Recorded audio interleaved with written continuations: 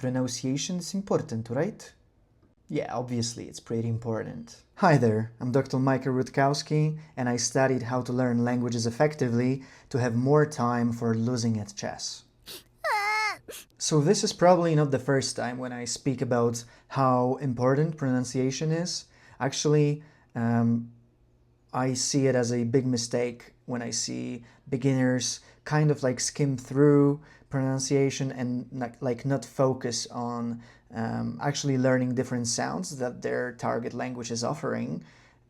Because later on it's much harder to get rid of these mistakes, and if you build your base on a solid ground, then it's such a better situation for your language. And also sometimes with languages that, like for example, you don't speak so well but you pronounce very well, people will immediately think you speak it better. So it also gives you like this advantage if you pay attention to pronunciation. And one of my favorite exercises in pronunciation is tongue twisters.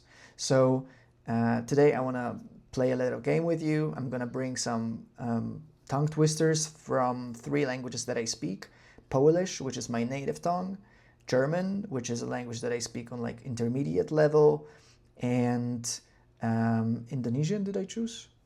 And French, which is like an ultimate tongue twister. And I also don't speak as good French as I speak German. I think I'm like around A2, B1 in French.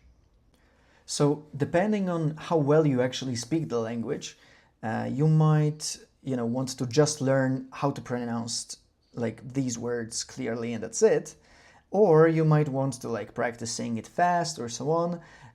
So I will try to challenge myself more with Polish than I will with French. And yeah, let's see how it goes. So the first one. Przebrzydła brzydula w obrzydliwie brzydkim przyodziewku przybyła nadbrzeżną brzeziną do brzegu. Okay, obviously just reading it is not like a complete mess for me. Let's see maybe if I can say it like 3 times fast. Przebrzydła brzydula w obrzydliwie brzydkim przyodziewku przybyła nadbrzeżną brzeziną do brzegu. Przebrzydła brzydula w obrzydliwie... See, at the first attempt I already like had some troubles. Przebrzydła brzydula w obrzydliwie brzydkim przyodziewku przybyła nadbrzeżną brzeziną do brzegu. Przebrzydła brzydula... See, it's because of these consonant clusters for which Polish language is famous. It becomes hard after a while to like make sure that you pronounce them in exact order. But yes, definitely, like even slowing down and trying to pronounce everything correctly is going to be a huge help in language learning. Okay, let's move on to German.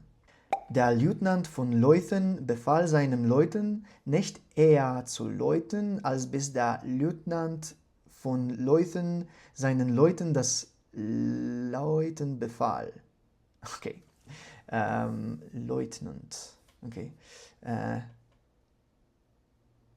Okay, so this one is also it's more of like diphthong production. Diphthongs are sounds which are vowels that consist of 2 sounds. So like for example, when you say in German, when you have e and u together, it becomes oi, like in boy, right?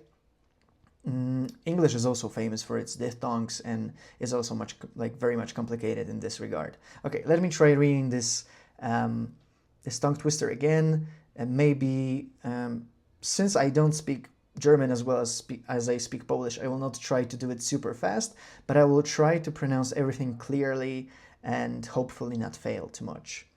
Der Lieutenant von Leuthen befahl seinen Leuten, nicht eher zu läuten, als bis der Leutnant von Leuthen seinen Leuten das Läuten befahl.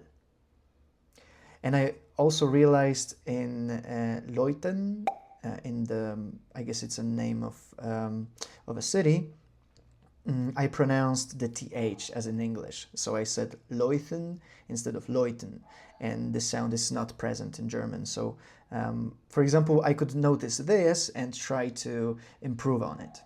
Okay, and now the final boss, French language. Let's see what did AI generate for us. On pâtissait qui pétissait chez un tapissait qui tapissait, Dis un jour au tapissier qui tapissait. Vaut-il mieux pâtisser chez un tapissier qui tapisse ou tapisser chez un pâtissier qui pâtisse? Yeah, I think it's not wrong. It's not too wrong.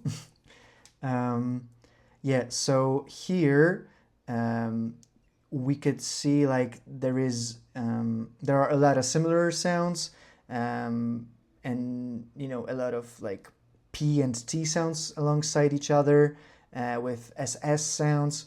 So it's difficult in itself because it's French, but this makes it a bit more difficult. So let me try one more time. Again, my goal here will be to just read it clearly without too much of a focus on speed.